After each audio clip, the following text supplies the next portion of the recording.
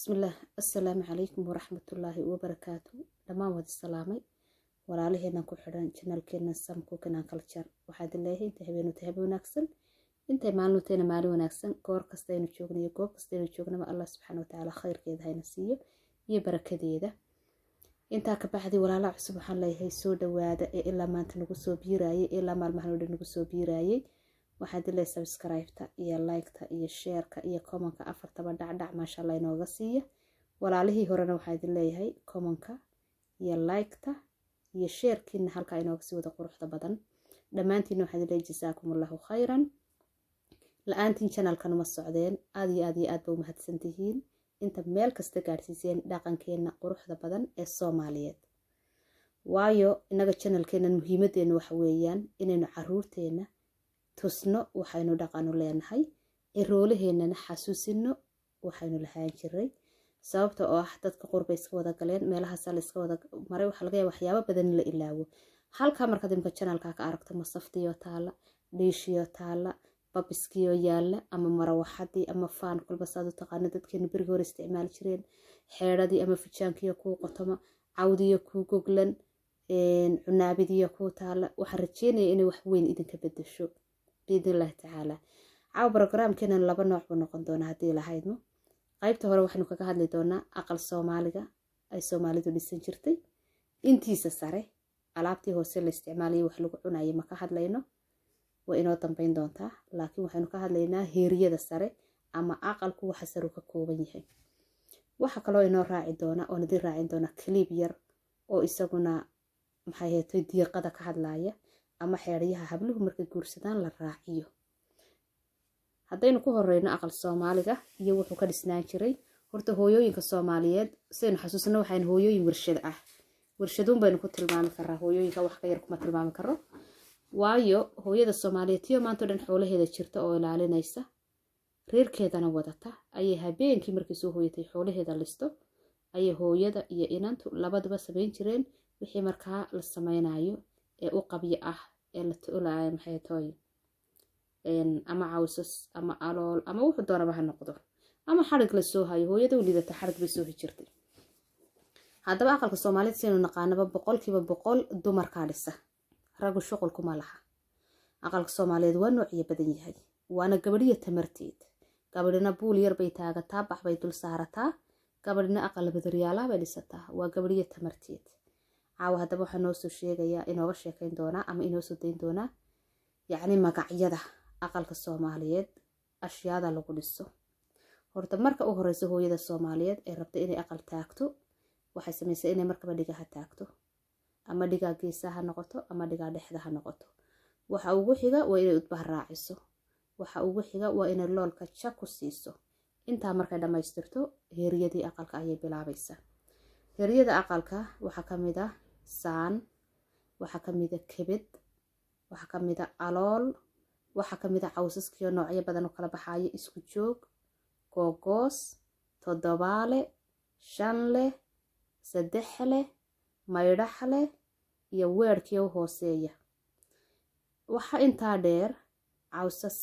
xarkihii oo noocba nooca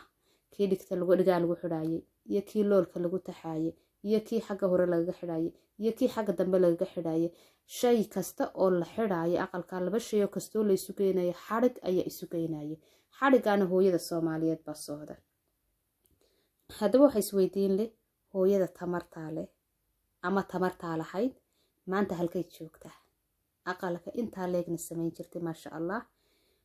xil kasta oo ama ay guuraan ama intuu aqalkeedu ka ciiro ay dib u dhisanaysaa hagaajisanaysaa hooyada waxa soo dhan sameysanaysay maanta ma joogtaa waxaan oran karaa walow waayuhu isbedelay waxyaabo badanna ay nuqsaameen waxyaabo badanna soo siyaadeen haddana hooyada Soomaaliyeed weli sidii bay u leedahay kartideedii haddaba haddii aqal Soomaaliga inta ku dhaafno iyo waxa sare ka dhisan yahay oo in alaabtiisana wiiga dambe u gali doono hooyada Soomaaliyeed sidoo kale marka inanteeda laga guursado hadday magaalo joogto waxay raacisaa iyo hadday miyi joogtaba muqmad ama oodka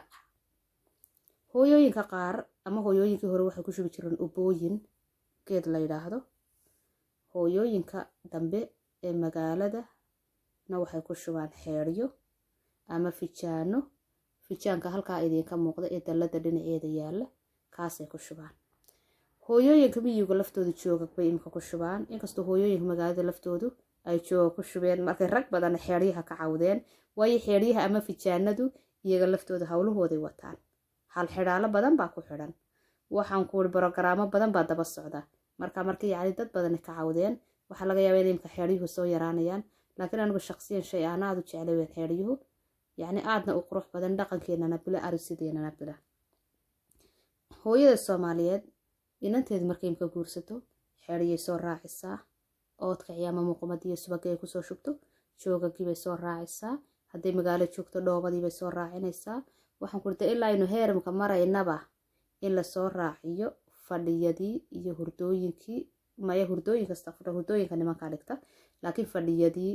daahyadii, duraaxadihii, go-yaashii, dee waxaan ku iri electrigiyo, waxaan ku hadday tahay qasaaladii, hadday talaagadii tahay, dee haba ka qabanba. haddaba si kastoo tahay maasha Allah tabaaraka raxmaan, hooyada Soomaaliyeed waa hooyo rabta hadduu inankeedu guursadana inay garab taagnaato, aqalkiisa dhistay camirto. inanteedu hadday guursatana inay garab taagnaato oo dhistay camirto. waxaan la hadlayaa haddaba dhalinyarada channelkayga ku jirta ama dhageysan doonta, hooyada qiimaha leh, hooyada sidaa u dadaalaysa, hooyada mar walba haddaynu yarnahay iyo haddaynu weynahayba horumarkeena ka fikiraysa, xaggaynu ka taaganahay, xaggeesa ka taagan tihiin. waxaan rajeynayaa qof walba inaad caawa dib naftaada ugu noqon doonto, haddaad ciroolo tahay iyo haddaad caruur tahayba, ood odhan doonto hooyada isaasoo qiimahaasoo dhan leh ama waxaasoo dhan ii hurtay nafteeda, waxaan ku iri ii hurtay iyo maalkeediiba, anigu maxaanu qabtay adduunyada, maxaanugu qabtay hadday nooshay, hadday dhimatayna aakhira mashar baan ka dabageeyaa mise khayr baan hooyaday ka dabageeyaa. insha Allah tacaala imkana waxaan idin daawadsiin doonaa kaliib yar oo ah hooyo inanteeda diiqa aad iyo aad iyo aad u qurux badan raacisay. daawasho wanaagsan, intaynu dib u kulmi doonana waa isku soo noqonayna. horta daawasho wanaagsan kaliibka.